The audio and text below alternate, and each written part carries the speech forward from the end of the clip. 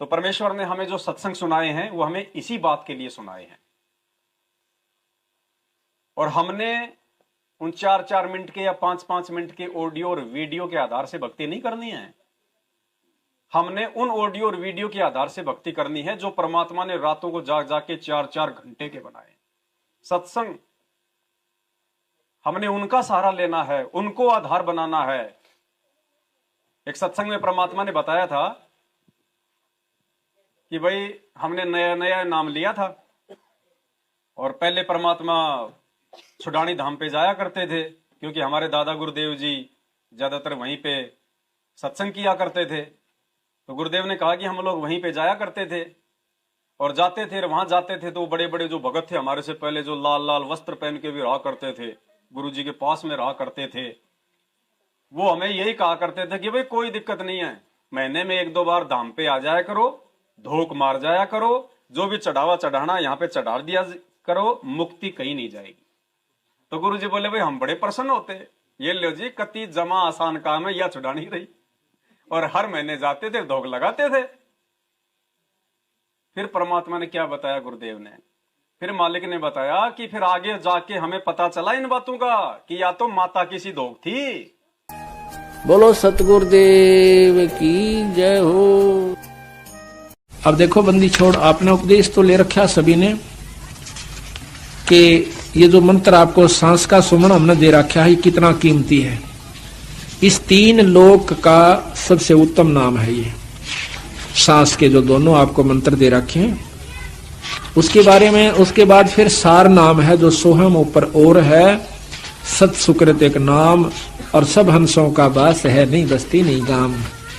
फिर नाम के बाद वो वस्तु आपको फिर बताई जाएगी जो तत्व भेद है, जिसको शब्द कहते हैं। अब ये बालका खेल समझ रखा, नाम ले लिया, गुरु कुआ में पढ़ो, नाम ले लिया अपना ठीक से। ईसाई आसान होता तो बिरा ये बंदी छोड़ना है, सारन पार ले जाती है। वो यह चीज चाहते थे कि ये टिक जावे।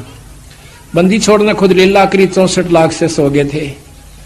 महाराज ने देखा कि इनमें से कितने कापड़े, एक पे छोड़ मारी थी, 1.5 पाया था। 64 लाख में तो एक बार फटकार दी थी, 1.5 पाया था अर्जुन सर्जुन, और वो 1.5 भी ठीक ना रहे, 2 भी। तो ऐसा है कि उन उदाहरणों को क्यों किया उन्होंने कि हो सकता आने वाले सावधान हो जाए, पर हम फिर उससे लगन में लगे रहेंगे तो फिर देखो वही बात से महाराज के हैं तापसुआ को फोकट ज्ञाना, गुरु को तज पूजे जो आना आन कहें दूसरे को, और तापसुआ को फोकट ज्ञाना। और फिर ज्ञान की उन कुछ नहीं हो पाया उसमें भी।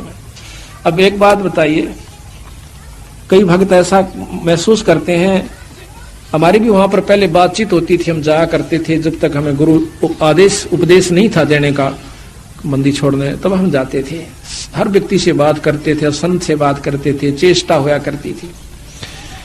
तो वहां पर कुछ एक तो ये ज्यादातर वहां के रहने वाले जो धाम पर लोग से वो न्यू कहा करते कि धाम पर आ जावे और यहाँ पर माथा टेके, जो चढ़ा अपना यहाँ चढ़ा देवे और मुक्ति कितने नहीं जानती साफ से।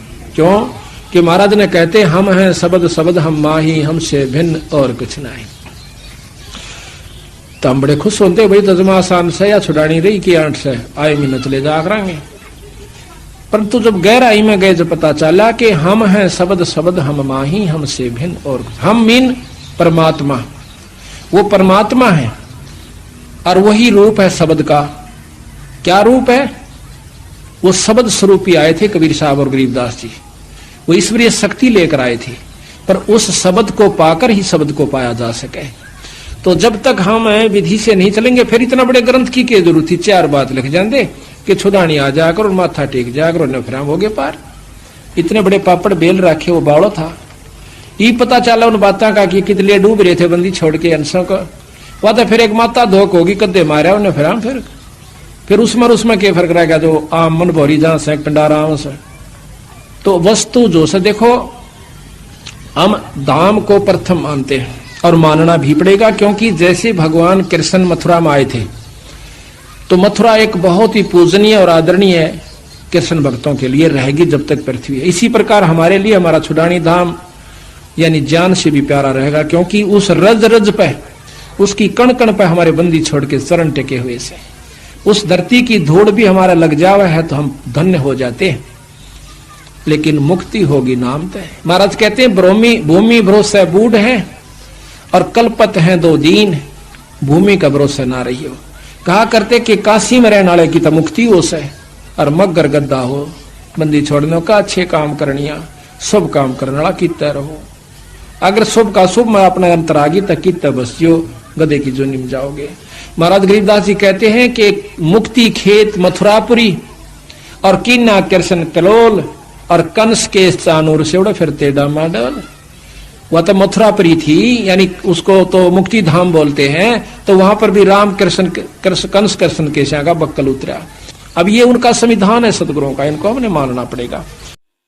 परमात्मा ने अपनी वाणी में फिर बताया कि हम हैं शब्द शब्द हम माही और हमसे भिन्न और कछु नाही। यानी मेरे अलावा कोई धाम नहीं, कोई भगत नहीं, कोई मेरा परिवार नहीं, कोई मेरे बच्चे नहीं, कुछ नहीं। हम हैं शब्द। गुरुदेव ने बताया कि मैं ही हूं वो शब्द जिसको सार शब्द कहते हैं। हम हैं शब्द और तुम्हें जिस शब्द की तुम्हें आवश्यकता है कि भाई सार शब्द के बिना मोक्ष नहीं होगा, कहते हैं वो हम हैं शब्द, शब्द हम माही। गुरुदेव ने बताया कि वो शब्द मेरे अंदर ही, अर्थात मैं ही हूं। मेरा तुम्हारी तरह हाड़मास का शरीर नहीं है, मेरा शब्द स्वरूपी है।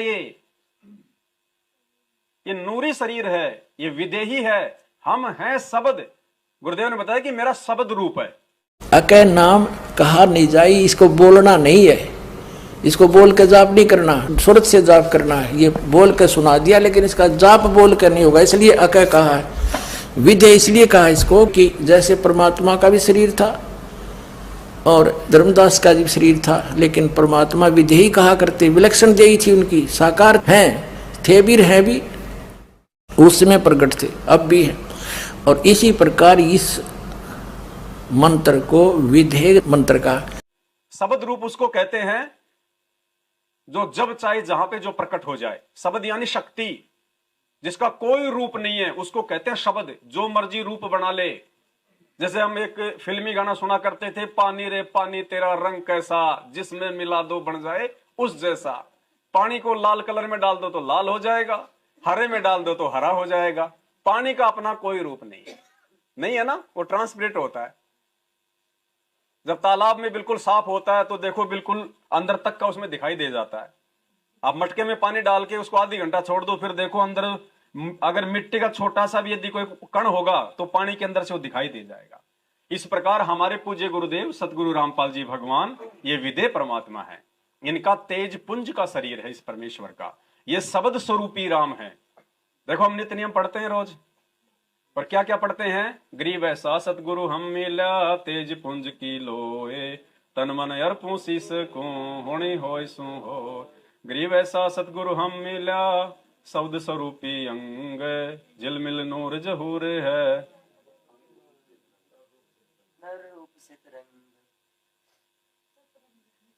तो मालिक ने स्पष्ट कर दिया ना, उसको कैसे भी कह दो। श्वेत रंग का मतलब परमात्मा ने बताया, मतलब तेजोमय नूरी शरीर, तेजोमय। और नर रूप नहीं रंग, यानी परमात्मा का वहां जो मतलब सतलोक में है, परमेश्वर का मतलब नर रूप है। नराकार निर्विषम, नर आकार। अब हम जो नित्य नियम करते हैं, ये वाणियां हम पढ़ते हैं, हम किनके सामने खड़े होके वाणियां करते हैं? सतगुरु रामपाल जी भगवान के, उन्हीं के लिए करते हैं। तो हम किसको कह रहे हैं कि हे परमेश्वर, आपका तो तेज पुंज का शरीर है, आपके तो जो अंग हैं वो शब्द स्वरूपी हैं। हम किनके सामने खड़े होकर प्रार्थना कर रहे हैं? अगर कोई ये समझे कि ये तो गरीबदास जी महाराज जी की वाणियां हैं, गुरुदेव ने उनके ग्रंथ साहिब से वाणियां निकाल के हमारे लिए भक्तिबोध बना दी, और ये जो वाणी जो कह रही है कि गरीब ऐसा सतगुरु हम मिला, तेज पुंज की लोय, लोय मानी होता शरीर, और तेज पुंज यानी एक तत्व का। अब कोई ये कहे कि भाई ये तो गरीबदास जी महाराज जी डाडी मूछ वाले कबीर साहब जी के लिए कह रहे हैं, जो उनको छुडानी में 1717 में या 27 में उनको आके मिले थे, ये तो उनके बारे में कह रहे हैं। पुण्यात्माओं, हम जिंदगी में कभी परमात्मा को हम प्रसन्न नहीं कर पाएंगे अगर हम ये सोच के इन वाणियों को पढ़ेंगे कि ये तो गरीबदास जी महाराज जी ने लिखी है और ये उन्होंने अपने गुरुदेव के लिए लिखी है।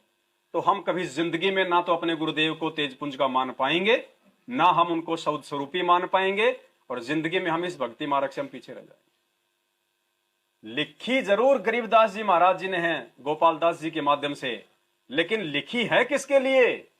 वर्तमान में आप और हमारे लिए। अगर गुरुदेव आके ये गुटका लिखते खुद, वो तो परमात्मा है, 1 सेकंड में 33 अरब क्या, वो तो 66 खरब लिख दे 1 सेकंड में, 1 सेकंड में परमात्मा। एक बार गुरुदेव ने सत्संग में बताया कि एक मंत्री था, वो बड़ा जो है वो धार्मिक था, और राजा था तो चापलूसी करने वाले बहुत होते हैं। तो दूसरा एक मंत्री था, उसने सोचा कि जैसे तैसे करके ये पोस्ट अगर मुझे मिल जाए, तो उसने उस धार्मिक मंत्री के खिलाफ राजा को भड़काना शुरू कर दिया। अब राजा भी सीधे तौर पे किसी को निकाल नहीं सकता ऐसे, जब तक उसकी कोई कमी ना देख ले। अब कमी उसकी बेचारे, क्योंकि धार्मिक आदमी था, अपने नेक नीति में रहता था, परमात्मा से डरने वाला था, तो राजा को कोई कमियां दिखाई नहीं देती थी। मंत्री का दबाव ज्यादा बढ़ गया उधर से। तो एक दिन राजा ने बहाना बनाया, और राजा ने क्या किया, एक बैलगाड़ी बही की भर के रख दी। जो बही होती थी ना पहले इस गांव में, जो हिसाब करते थे, वो पीली पीली सी लंबी लंबी बही की पूरी बैलगाड़ी भर दी, खाली खाली बही, कोरे कागज। और बोला मंत्री, बोलो जी महाराज, बोलो शाम तक इन सभी बहियों को या तो भरवा के ले आ, एक भी पेज खाली नहीं होना चाहिए, या फिर तेरी ड्यूटी खत्म। अब वो बेचारा परमात्मा को याद करके रोने लग गया, लेके वो बैलगाड़ी निकल लिया। सामने से ये परमात्मा सतगुरु रामपाल जी भगवान, एक जिंदा महात्मा का, एक साधु का रूप बना के आए परमेश्वर, और कहा, भाई मंत्री जी क्या हुआ, भाई क्यों रो रहे हो, क्या दिक्कत है? तो मंत्री जी ने कहा कि बाबा जी आपके बस की बात नहीं है, मेरा दुख बहुत भारी है। अरे बोलो, कहते किसी दूसरे को थोड़ा बहुत अपनी तकलीफ बता दे तो हल्की हो जाती है। बोले महाराज तेरे बस की बात है ही नहीं, तू बोले अंगूठा टेक आदमी, अनपढ़ आदमी। बोलो क्या बात है भाई, बता तो सही। बोले महाराज ऐसी ऐसी बात है, राजा ने शर्त रख दी है कि शाम को सूर्य अस्त होने से पहले पहले ये सारी बही लिखवा के ले आ, एक भी पेज अगर खाली हुआ तो तेरे को नौकरी से बाहर। महाराज मेरे तो बच्चे भूखे मर जाएंगे। रोता जाए बेचारा। परमात्मा कहते ना कि पहुंचूंगा क्षण एक में जन अपने के काज। पुण्यात्माओं, वो हमें थे, वो मंत्री संतरी। आज से पहले परमात्मा जितनी भी धार्मिक आत्माओं के जो कहानियां, किस्से, वो तपस्वी, वो और कोई नहीं थे, आप और हम ही हैं, पिछली पीढ़ी वाले, जो आज से पहले उस परमात्मा की शरण में रहे, फिर छोड़ गए, फिर आ गए, फिर रहे, फिर उस भक्ति के प्रतिफल में काल ने हमारे को बाबा बना दिया, साधु बना दिया, तपस्वी बना दिया, मानदाता बना दिया, चुनक बना दिया, वशिष्ठ बना दिया, दुर्वासा बना दिया। आप और हम ही हैं। ये परमात्मा आज से नहीं भटक रहा आप और हमारे लिए। आज तो ये सोचो कि कोई भी दुख नहीं उठा रहा भगवान, जो दुख इन्होंने आज से पहले उठाया। तो बंदी छोड़ ने कहा पूज्य गुरुदेव जी ने कि भाई रो मत, शांत हो जा।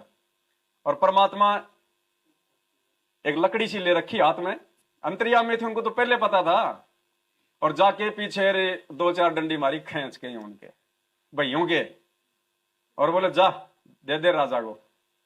उसने देखा महाराज ये क्या किया आपने, क्या है? बोले भर गई सारी, अब उसको कहां विश्वास हो। उसने 1 देखी, 2 देखी, 4 देखी, वो तो बिल्कुल फलाने से इतने रुपए लेने, नहीं रुपए की नहीं, मालिक की वाणियां, कबीर वाणियों से भर दी परमात्मा ने पूरी। अब मंत्री तो खुश होकर गया राजा के दरबार में, और राजा के सामने दिखाई सारी भैया, तो राजा के तो पसीने छूट गए। सतगुरु रामपाल जी भगवान की। राजा के पसीने छूट गए कि भाई ये तो कोई धर्मात्मा आत्मा है, और मैंने तो भाई इसकी आत्मा दुखा दी, क्या पता भगवान मुझे माफ करे कि नहीं करे। उसके मंत्री के शरणों में गिर गया राजा। तो पुण्यात्माओं, ऐसा ये परमात्मा है और इस परमेश्वर ने ही सारी वाणियां लिखी है। ये गरीबदास जी के रूप में आके 24,000 वाणियां जो उस ग्रंथ साहिब में लिखी है ना, वो किसी और ने नहीं लिखी, ये सतगुरु रामपाल जी भगवान ने ही लिखवाई है। आप और हमारे लिए लिखवाई है, वर्तमान समय वालों के लिए लिखवाई है। और एक उदाहरण दे दिया कि जिस प्रकार से गरीबदास जी महाराज जी ने एक भगत की भूमिका में सतगुरु को और भगवान को एक ही माना। अलल पंख अनुराग है सुन मंडल रहे थीर, दास गरीब उधार या मोहे सतगुरु मिले। वो कबीर परमात्मा सतगुरु रूप में आके मिला मुझे। ये आप और हमारे लिए है ये वाणियां। और जब तक हम इन वाणियों को इस रुचि के साथ में नहीं पढ़ेंगे, और देखो ये पढ़ना भी परमात्मा ने साध संगतियों से शुरू करवाया।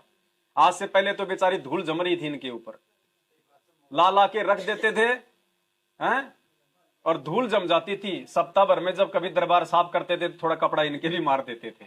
जैसे आज जगत वाले भाई बहन गीता जी ले तो आते लेकिन पढ़ते नहीं, बस वहीं रख देते हैं, उन पे अगरबत्तियों की धुआं जम जाती है। तो आज से पहले संगत की यह हाल हो रही थी। आश्रम से जब हमें पुस्तक मिलती थी हम इसको पढ़ते नहीं थे। शुरू में जरूर हमने पढ़ा होगा। उसके बाद जब हम अपने भीष्म पितामह, द्रोण और करुणाचार्य जैसे बड़े बड़े भाई बहनों के संपर्क में आए, कोऑर्डिनेटरों के, सारनामियों के, और भूल से हम उनके घर पे चले गए और देखा कि रमेणी का टाइम हो गया। मोबाइल में रमेणी लगा दी, भगतमती चाय बना रही है, भगत जी बैठ के बातचीत कर रहे हैं और उधर रमेणी भी चल रही है। अब भगत क्या देखेगा, यार ये तो मेरे से पहले जुड़ा हुआ है, बड़ा भगत है, सारनामी है, इसको तो पूरी विधि का पता है, मैं क्यों घुटने तोड़ूं अपने बैठ के। ये जो कर रहा सही कर रहा, मुझे भी ऐसा करना चाहिए। वो भी वैसा ही शुरू कर देता है। एक दूसरे की देखा देखी फिर आगे चल के ये मार्ग बिगड़ने लगता है। ये वरना भगवान को कोई बालक थे क्या जिन्होंने हमें नाम दीक्षा दी उस समय? ये दी हमारे को, क्यों दिया ये? और क्या लिखा हुआ देखो इसमें, यहां पे मूल्य। हमने कभी नहीं पढ़ा इसको पहले, और अगर हमने पढ़ा भी होगा तो ध्यान नहीं दिया कि क्यों लिखा है गुरुजी ने यहां पे मूल्य। मूल्य नित्य नियम पाठ। पाठ का मतलब क्या होता है? मोबाइल में लगाना। पाठ का मतलब होता है उसको पढ़ना, उच्चारण करना शब्दों को। यानी परमात्मा ने हमें निःशुल्क नाम दीक्षा दी, निःशुल्क हमारे को ये पुस्तक दी, और फिर क्या लिख दिया इसके मूल्य में? नित्य नियम पाठ। कि बच्चों अगर तुम इस पुस्तक से तीनों समय की आरती करोगे तो मैं समझूंगा तुम अपने गुरुदेव की नाम दीक्षा का मूल्य अदा कर रहे हो, अन्यथा तुम धोखा कर रहे हो अपने गुरुदेव के साथ में। और गुरुदेव के साथ धोखा करने वाली आत्मा को तो नरक में भी ठिकाना नहीं।